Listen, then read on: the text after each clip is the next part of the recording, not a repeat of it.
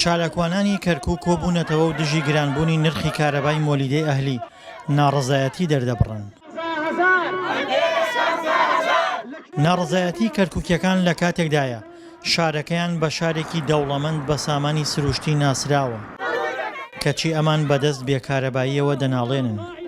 گاز نادەن لەسەر ئەوەی گازیش نادەن کارەبای نیشتیمانیش کەمەکەنەوە لە کاتێکە ئەم شاری کەرکووکە خاوەنی 3 مەحەڵەی کارەبایە.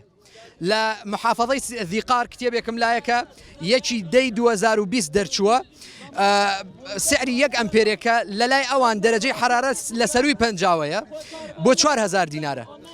معنای چییە لە کەرکووک بە 13000 دینار بێ لە کاتێکە ئێمە لە باکوورین و ئەو هەموو سەروەت و سامانەشمانەیە کە بە شاری ذەهەب الئەسوەد ناسراوە لەبەرەوە ئێمە بێدەنگ نابین و داوای مافی خۆمانەکەین.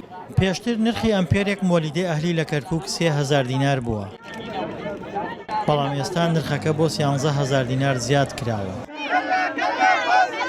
ئەمەش چالاکوانانی تووڕە کردووە. کوا ڕئیس وزەرا بۆ نایە بۆ ئەم شارە فەوری بۆ نایە ئێمە کێشەمان زۆرە هەر لە دامەزراندن لە ئاو لە کارەبا لە هەر پیسی خواردومانێتی معقولە لە دەرەجە حرارە لە جنوب 50 ئەمپێرێ مۆلدە بە 4000 معقولە لێرە بە 13000 بێ بۆ کارەبای نیشتیمانی زیاد ناکەم بۆ گاز کاس ڕئیس وزەرا خۆی و توێتی گاز بە بەلاش بۆ مۆلدەکان کوا بۆ ئەمپێرێ مۆلدە بە 13000 داوام لە خەڵکی کەرکووکی بە شەرەفەیە هەر سێ قەومیەتەکە کورد عەرەب تورکمان ئەمە قبول نەکەن بەسە وچکتی بەسە لە ماڵەوە وەرنە دەرەوە ناڕازی دەربڕن.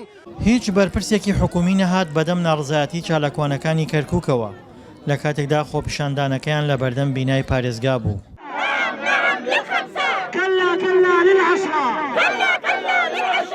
بەڵام لە کاتی خۆپیشاندانەکەدا پەیامی هەرزانکردنی نرخێک ئەمپێری کارەبایان لە 13000ەوە بۆ 2000 دینار پێگەێنرا بەڵام ڕەتیان کردەوە. لە ناحی خەدەماتەوە ئێستا خەدەمات هەر هیچ نییە کارەبانیە وەختی دکتۆر نەجمەدین ئەمپێرێ بە 3000 بە 4000 دینار بوو ئەم هەموو بینایانەی کە لە کەرکووک کراوە هەمووی دکتۆر نەجمەدین کردی ئێستا بڕۆ هەموو جادەوبارەکەی هەڵکەندۆ و وێرانی کردو بە جێهێشتووە ئەم جادەیە ئێرە ئەمەی ئێرەی ڕێبەغا ئەوە زیاتر لە 10 مانگە هەڵی کەندۆ عالم بۆ تەفلیم بەدەستیەوە ڕێگاوبان نییە تا ئێستا تامیرێ نەکراوە. خۆپیشاندانی چالاکوانان لە کاتێکدایە دۆخی دانیشتوانی شارەکە لەو پەڕی خراپیدایە.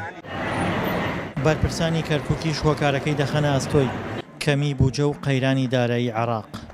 دڵشاد ئەنوەر دەنگی ئەمریکا کەرکووک.